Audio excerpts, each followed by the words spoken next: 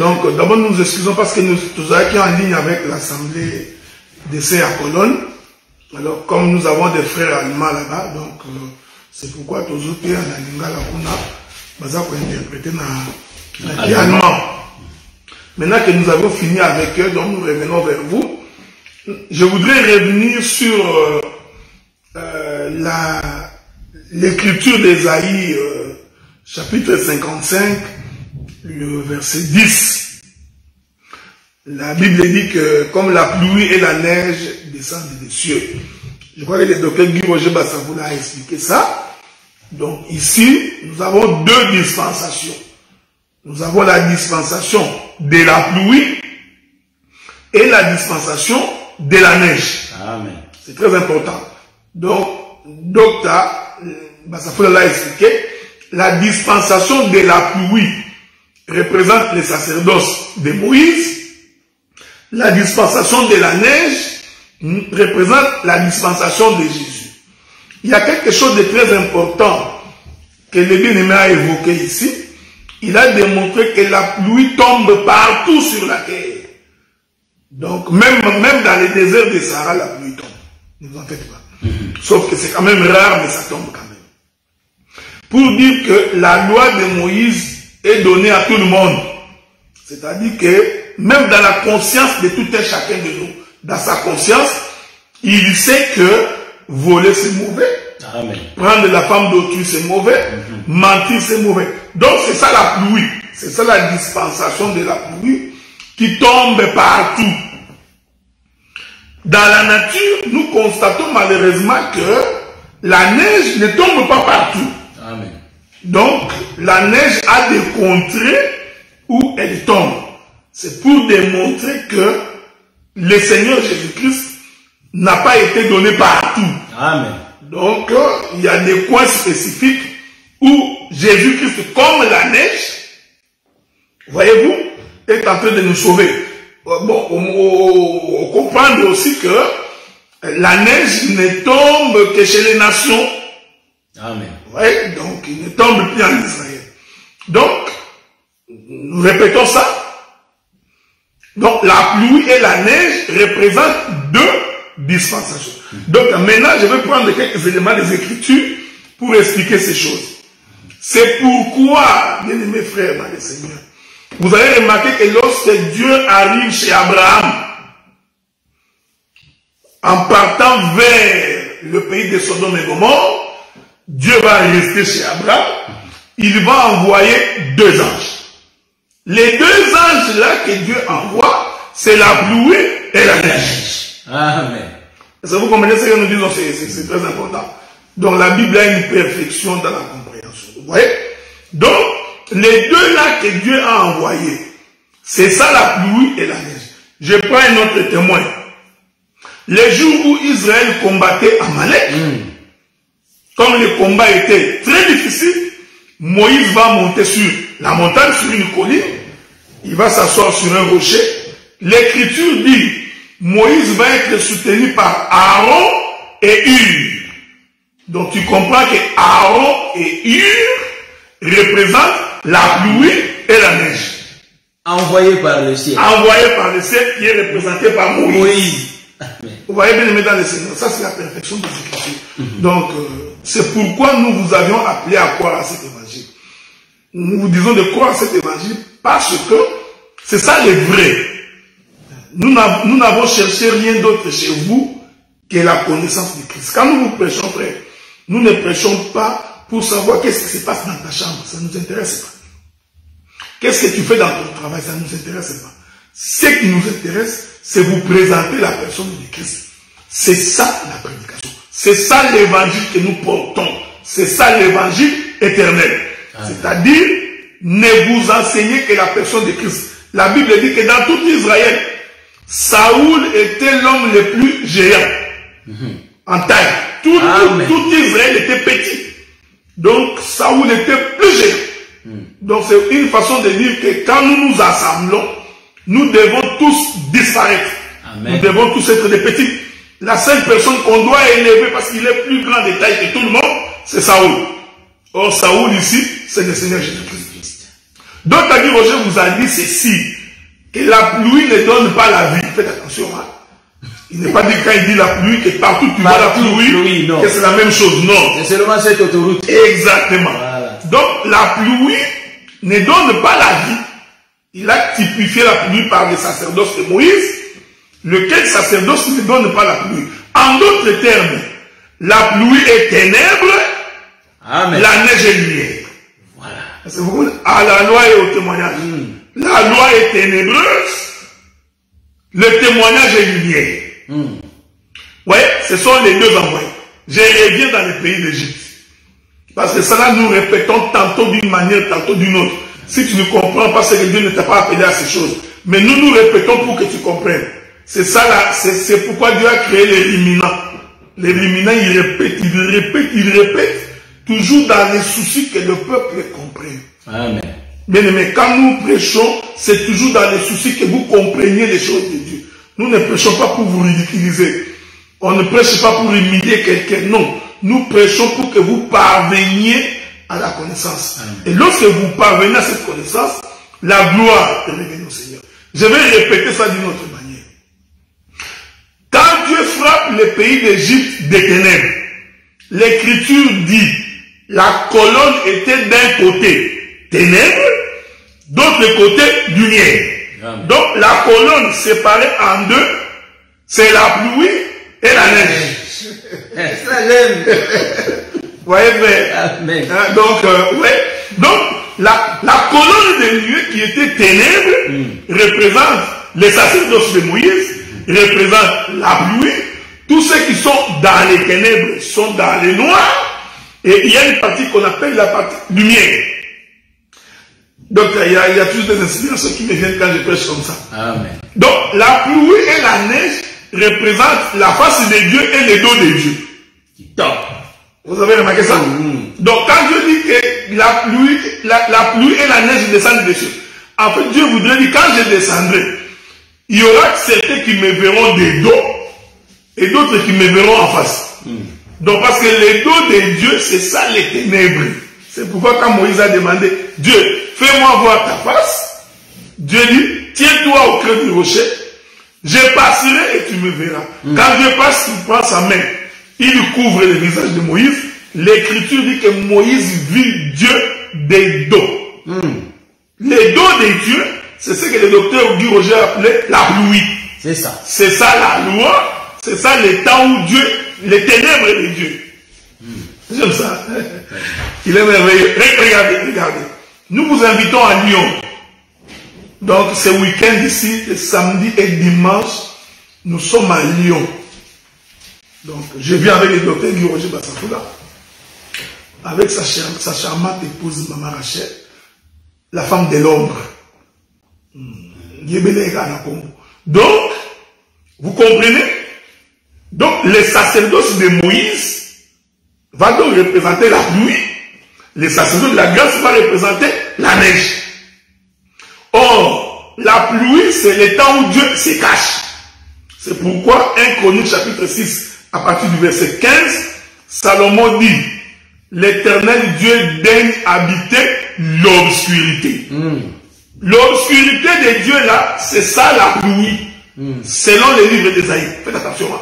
Selon les livres d'Ésaïe. Et quand Dieu sort, c'est ça la neige. Voyez-vous? Donc, sur la montagne, nous allons voir Aaron et Hur. Je n'ai pas fini. Ne vous en faites pas. J'ai encore des témoins des Écritures. Je prends un autre témoin. Les enfants d'Israël arrivèrent avant d'entrer dans le pays de Canaan. Moïse envoie les 12 espions. Ils vont explorer le pays. Ils y reviennent. En revenant, ils se scindent en deux groupes.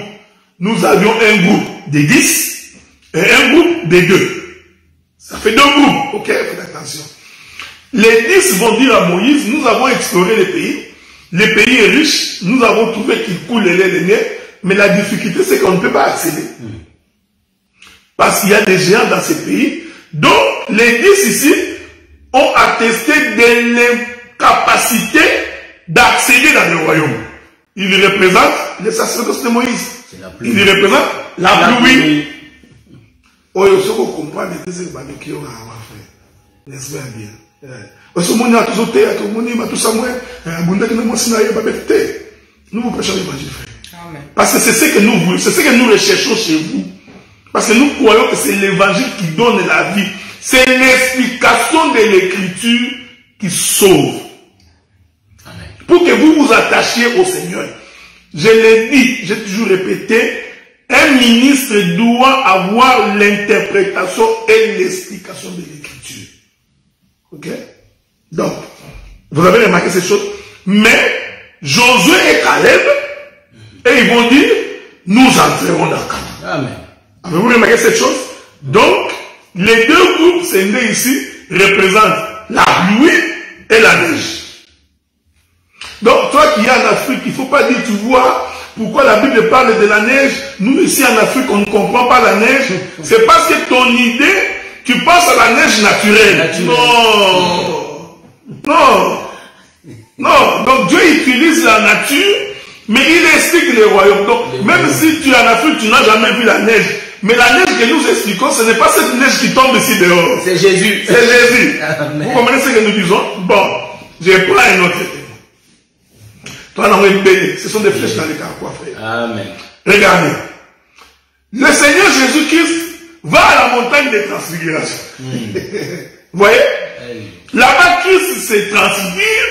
La Bible dit, Moïse et Élie apparaissent. Moïse et Élie ici représentent la pluie et la neige. Amen. Est-ce que vous comprenez? Bon, on n'a pas le temps pour expliquer ces détails-là parce que Moïse c'est la loi, c'est ceux qui tuent, Élie c'est l'enlèvement, c'est ceux qui sont sauvés. Vous voyez, c'est toujours la pluie et la neige. Oui, docteur. Là, tu as vu là-haut du Jésus, c'est expliqué. Donc, en réalité, la transfiguration, quand les deux prophètes viennent, en d'autres termes, Jésus voulait expliquer aux apôtres, mais voici les deux. C'est les deux là. Voilà. Les deux. La pluie et la neige. La pluie et la neige. Voilà. Donc c'était juste l'explication de Jésus que non, je suis le sacrificateur et je suis le prophète. Je vais vous tuer étant les sacrificateurs, mais je vais vous sauver étant les prophètes. Exactement. Donc Élie les prophètes et Moïse les sacrificateurs qui tuent le peuple. La pluie et la neige. Tu vois cette écriture-là, les gens les lisent tout le temps, comme la pluie et la neige descendent dessus. Aujourd'hui, d'autres nous ont expliqué ça avec beaucoup de détails. Voilà, ça nous a donné l'inspiration. C'est pourquoi j'ai toujours dit que quand tu es ministre, quand tu écoutes l'autre, il faut être attentif parce que Dieu va t'ouvrir les portes. Il ne faut pas écouter l'autre avec l'esprit de Colombo pour aller chercher une erreur. Tu vois ici, il devait dire non, non. Ça, ce n'est pas la nature de Dieu. Je prends un autre témoin. Ne vous en faites pas. Les témoins, on en a beaucoup. Je prends un autre témoin. Jésus monte sur la croix. Ce n'est pas pour rien que Dieu fait ces choses. Il est fait avec raison. Jésus monte sur la croix. Nous allons avoir également deux brigands sur la croix. Faites attention. Les deux brigands ici, il ne faut pas les définir. Les brigands en Gualima qui tuent les gens. Non. Ce n'est pas pour rien. D'ailleurs, la conversation qui s'est passée sur la croix, je ne sais pas qui était là-bas pour écouter ça. Parce qu'en tout cas, moi, à ma connaissance, je sais qu'ils étaient tellement élevés. Quand ils causaient là-bas, en tout cas, Matthieu n'était pas là. Marc n'était pas là, Luc n'était pas là-bas. Donc, qui leur a dit ce qui s'est passé sur la croix? Nous croyons que c'est Dieu qui a inspiré l'écriture. Amen. Mais ces deux brigands-là représentent aussi des dispensations. Un des brigands qui n'avait pas cru représente la pluie, oui, et l'autre brigand qui avait cru représente la neige. J'étais salué, ma bien-aimée Saint-Lucia, Moïse. Remarquez cette chose. Est-ce que vous comprenez? Donc, je prends encore un autre témoin. J'aime beaucoup les témoins. Amen. Regardez. Quand Jésus voulut envoyer les disciples, l'Écriture dit, il les envoie 2 à 2. Ce n'est pas pour rien. Il les envoie 2 à 2. Parce que les 2 à 2 là représentent la pluie et la neige. Je voudrais finir mon bien-aimé docteur en nous exhortant. Pétion n'a pas bête à moi, c'est ça, moi, vrai. Donc, ce que nous voulions dire, c'est que sans l'écriture et son explication, tu ne prêches pas l'évangile. Donc, tout prédicateur, quand il prend la Bible, il faut qu'il soit à même de prendre d'abord le songe, qui est une dispensation. C'est la dispensation de la loi, c'est la dispensation de la condamnation. Il prend, ensuite, il donne l'interprétation de l'écriture. Voyez-vous? Le bien-aimé docteur Guy Roger Bassafoula dit quelque chose d'extraordinaire. Il nous a fait remarquer qu'en réalité, dans la neige, il y a la pluie. Amen. Tu vois? Donc la neige renferme et l'eau et la neige. C'est pour dire que Jésus-Christ est l'accomplissement de la loi. En Jésus, nous y retrouvons et la loi et les témoignages. Donc c'est deux choses. Voilà, bien aimé dans le Seigneur, avant de remettre le micro à mon bien-aimé docteur Guy Roger Bassafoula, donc je suis bel et bien arrivé en Europe. Je salue tous les saints du Canada, que Dieu vous bénisse. Donc vous qui êtes à Gatineau, vous qui êtes à Montréal, à Toronto, que le Seigneur vous garde. Nous sommes ici pour une mission, servir le Seigneur. On n'est pas venu ici pour collecter l'argent. On n'est pas venu ici pour faire du commerce. On n'est pas venu ici pour se faire prévaloir. On est venu parce que les bien-aimés ont jugé utile de nous inviter pour partager la parole avec eux. Et qu'il soit maudit celui qui garde le blé. Donc nous sommes venus pour distribuer les blés. Donc ce week-end ici, nous serons à Lyon, en France, samedi et dimanche. Le week-end prochain, nous sommes à Londres. Le week-end du 29 au 1er, je crois, nous serons à Bruxelles avec mon bien-aimé, le prophète Louzaïam, que je salue en passant. Je suis en train d'espérer que mon bien-aimé docteur Jérémy Katartizo va être avec nous. J'ai également invité le pasteur Alain Ilunga, qui vient de nous voir. Le docteur Roger Bouleli dit qu'il ne sera pas dans la ville. Ce week-end-là, il doit se retrouver à Paris. Donc, nous aurons l'occasion également de le voir chez lui à la maison. Nous passerons voir le pasteur Philippe, l'apôtre Jean-René. On voit si on peut aller voir le pasteur Josué. C'est possible. À mon bien-aimé Emmanuel et le Saint, Adonis. Donc, si Dieu nous prête vie, nous passerons vous voir. Et puis, le week-end du 7 au 8, nous sommes à Dijon. Bon, c'est une expression. Nous serons à Dijon. Que le Seigneur vous bénisse. Bien aimé docteur G. Tu as la parole.